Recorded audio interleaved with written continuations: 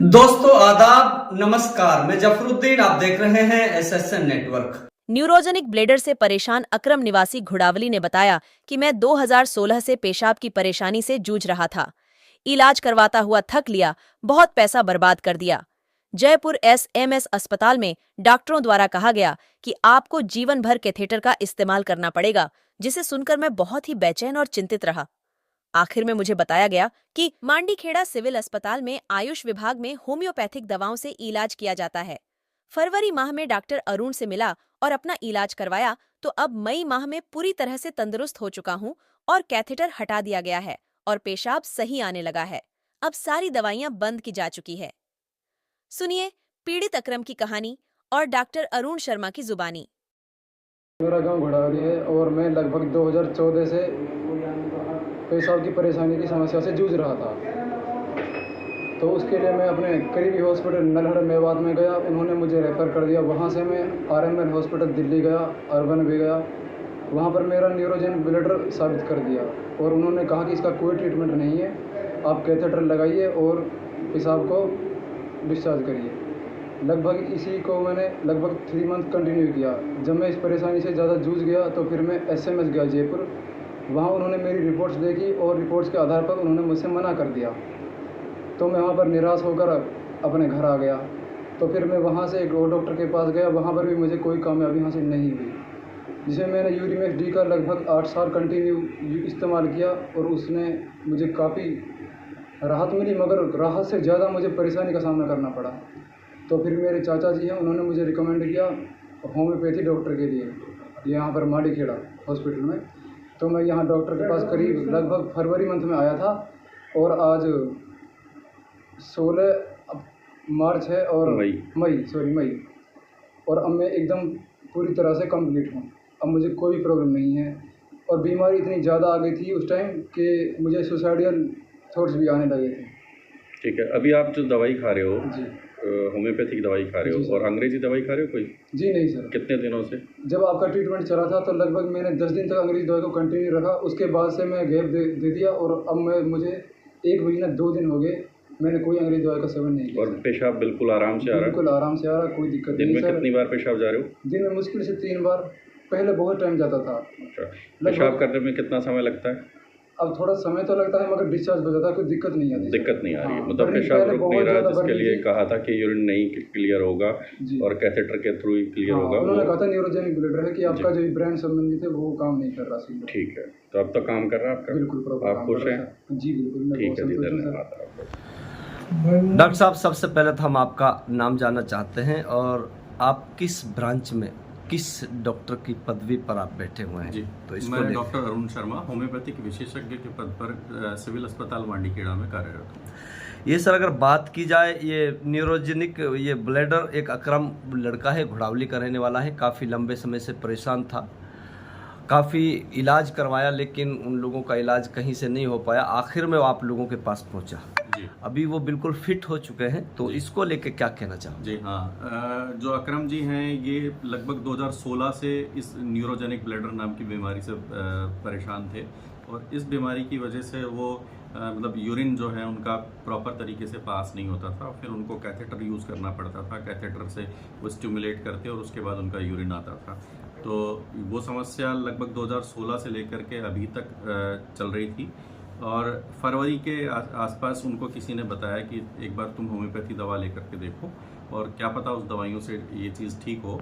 तो फिर उन्होंने यहाँ आसपास सर्च किया। सर्च करने के बाद पता लगा कि मांडीखेड़ा अस्पताल में होम्योपैथिक दवाइयों की सुविधा उपलब्ध है। तो वो मेरे पास आए कि डॉक्टर साहब, आप अगर ये दवाइयाँ हैं, और मैंने ऐसा देखा, यूट्यूब पे सर्च किया, तो अगर कोई दवाइयाँ इस तरीके की मिल जाती हैं और मेरी समस्या अगर ठीक हो जाती है, तो मैंने कहा जी बिल्कुल मैं कोशिश करता हूँ।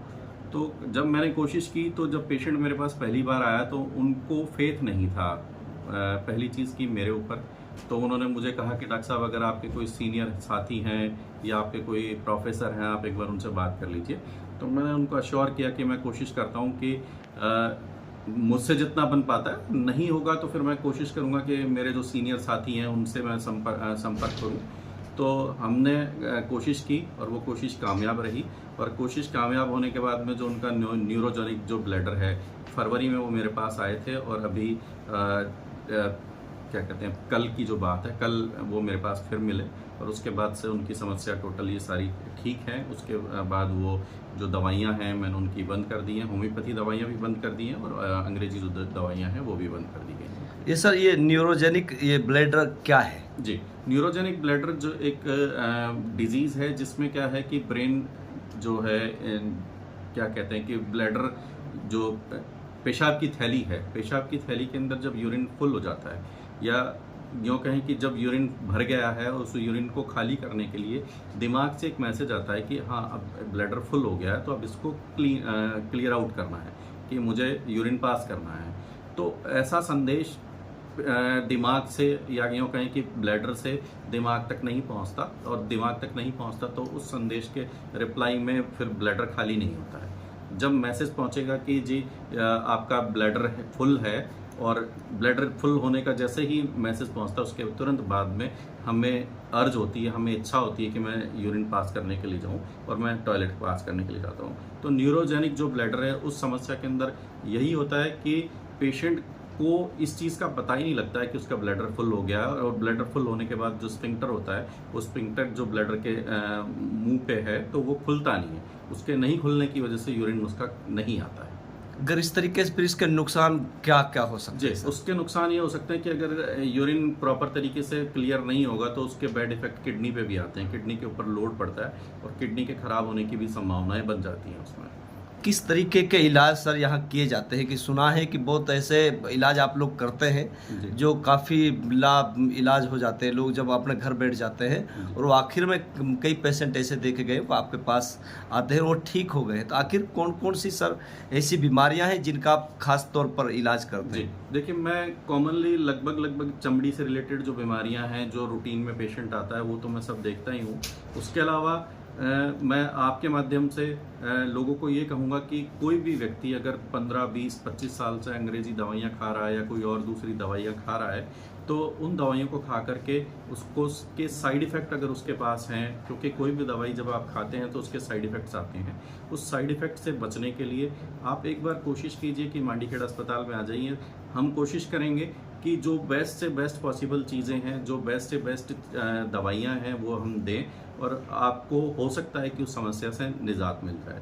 तो कोई भी रेयर बीमारी मेरे पास, जैसे मैं आपके माध्यम से बताना चाहूँगा कि एक पेशेंट था CIDP करके बीमारी होती है, क्रॉनिक इन्फ्लामेटरी डिमाइलिनेटिंग न्यूरोपैथी।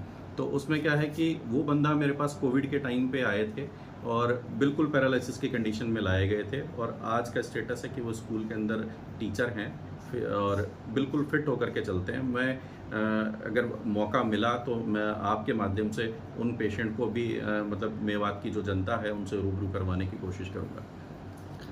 तो मैं आपके माध्यम से फिर से यही चीज़ कहूँगा कि अगर कोई भी ऐसी चीज़ आपको लग रहा है कि जिस चीज़ के लिए डॉक्टर्स ने कहा है कि आपको दवाइयाँ ज़िंदगी भर खानी पड़ेंगी या समस्या गंभीर है, तो एक बार आप मौका दीजिए और हम कोशिश करेंगे कि वो समस्या अगर ठीक हो सकती है दवाइयों के माध्यम से तो ठीक कर लें। अगर मांडीखेड़ा हॉस्पिटल में कोई अगर आके आपको ढूंढना चाहे तो आप किस कमरा नंबर में आप मिलते हैं सर, ये जरूर हाँ, बता मैं दीजिए। 101 नंबर रूम में मिलता हूँ और 101 नंबर कमरा अस्पताल में आकर के आप पूछेंगे तो मैं अवेलेबल हूँ। डॉक्टर अरुण शर्मा मेरा नाम है। किस किस दिन की छुट्टी सर होती जी है? नहीं, मैं लगभग सारे दिन जो गैजेटेड हॉलीडे है, जो सरकार की तरफ से निर्धारित छुट्टियां हैं, तो उन छुट्टियों के दिन मैं नहीं होता हूँ, बाकी इसके अलावा अस्पताल में मिलता हूँ।